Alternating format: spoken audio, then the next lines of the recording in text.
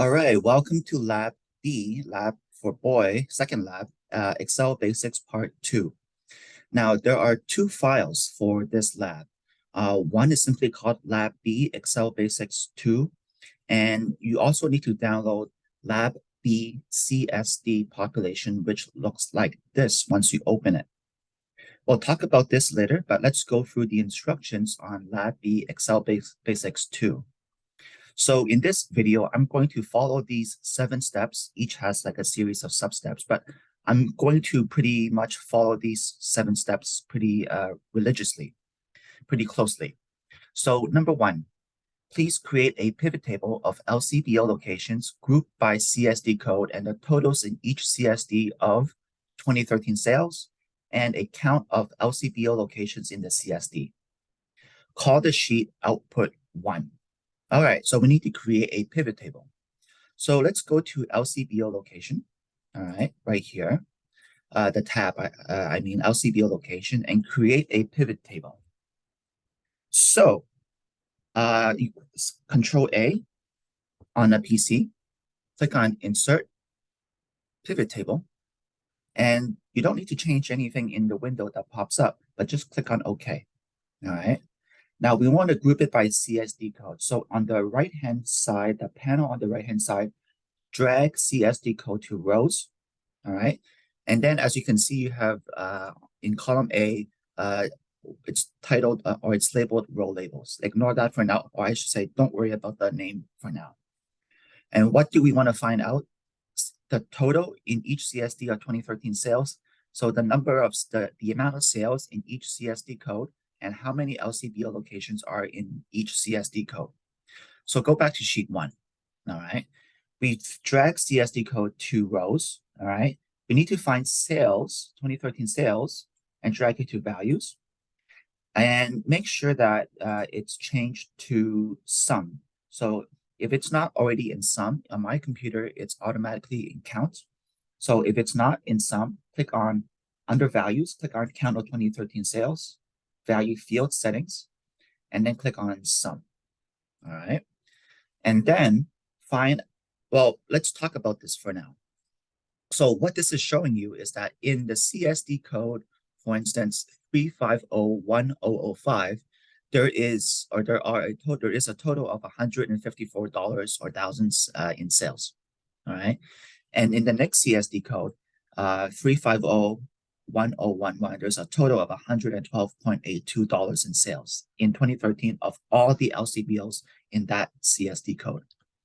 Now, we want to find out how many LCBO locations there are in this data set. Well, let's look at all the variables we have. We have store number, store location, address, fax number, but where is the total count of LCBO locations?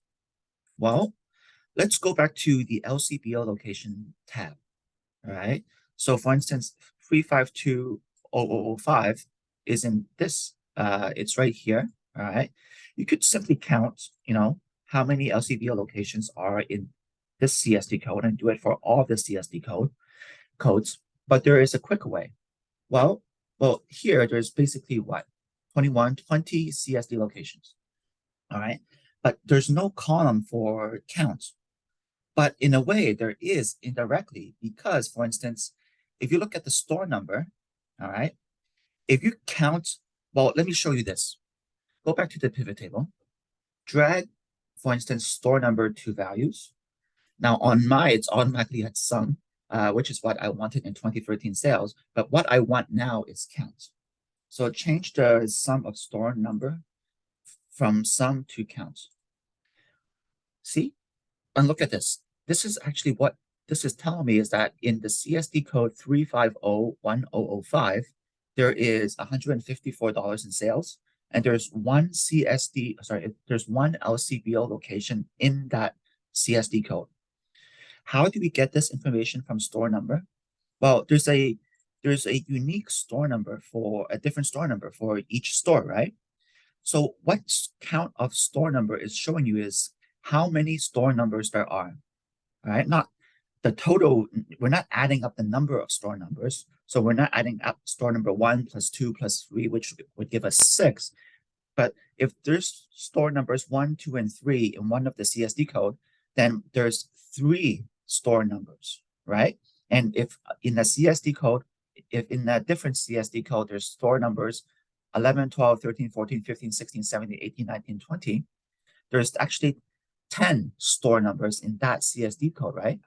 And so by using the count feature, what this is telling me is counting how many store numbers are in each CSD code, which is actually telling me how many LCBO locations are in each CSD code.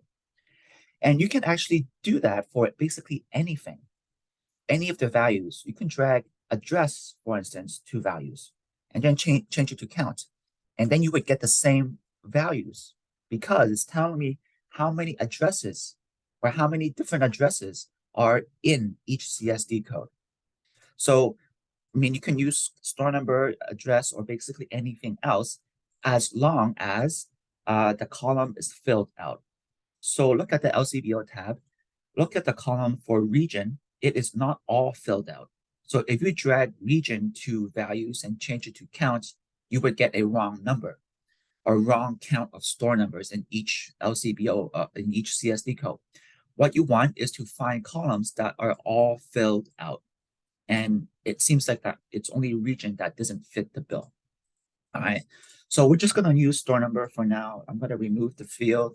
Now, all right. So what we have now is basically answered question or instruction number 1. Call the sheet output 1. So let's rename the sheet to output 1. You can use caps. You don't have to. It doesn't really matter. But let's just follow the instructions for now. Call the sheet output 1. All right. Instruction 2. Copy the pivot table output. So what we just did, to a new sheet as values and format correctly. Call the sheet output 2. All right. Let's Control A, copy this, and then copy. All right. Now we want to create a new sheet. All right. And we name that output 2, right? Output 2. And then we right click, all right, and then paste special, and then paste as values. It's always the first paste as values on in Microsoft, or I should say on a PC.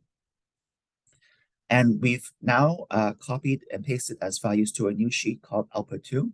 And let's relabel these labels. So column A is CSD code. Column B is sum of 2013 sales and count of store number. Let's just relabel it a bit properly. And there we go. We've finished instruction number 2. All right, let me just save this for now. All right, instruction number 3. Use VLOOKUP to add in the population of the CSD from the CSD population sheet to the table in output 2. All right, so in output 2, let's create a new column called population.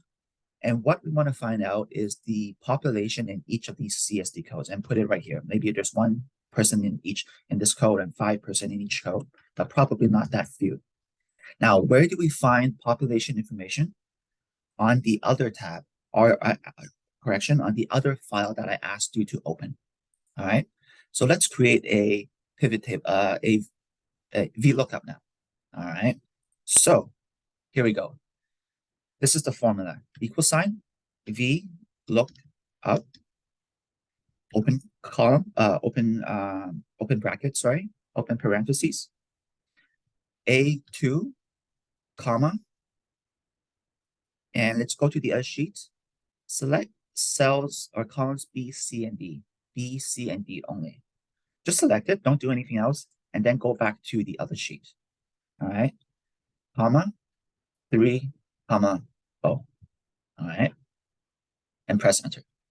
So again, the formula is equal sign, V lookup, open bracket, A2, comma, go to the other sheet and select cells B, C, and D, columns B, C, and D. Come back to this sheet, comma, 3, comma, O. Okay, so let's go through this. Equal sign VLOOKUP, A2. We are looking up the CSD code on, which is here, this CSD code, which is in A2. That's why it's A2. Where are we looking it up? In the other sheet, right? Now, in the other sheets, I asked you to select columns B, C, and D. It will always find what we are looking up in the first column of the columns that we selected. because I selected B, C, and D, it will always look for the CSD code in column B, which is the first column of the 3 columns that I selected. That's why it's comma 3. And now, sorry, that's why, okay, now let's talk about the comma 3, all right? And what do we want to populate? Well, population is in the 3rd column of the cells that I selected, or it's the 3rd column of the columns that I selected.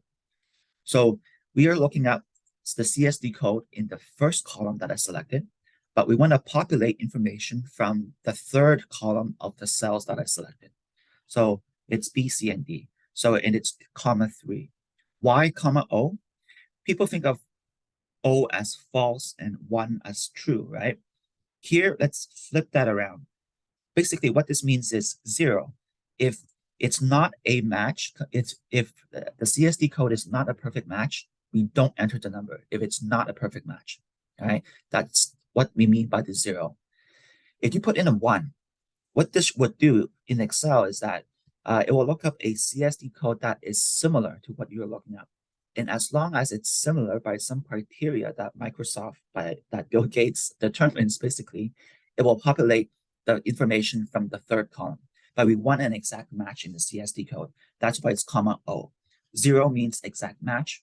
1 means not an exact match. All right.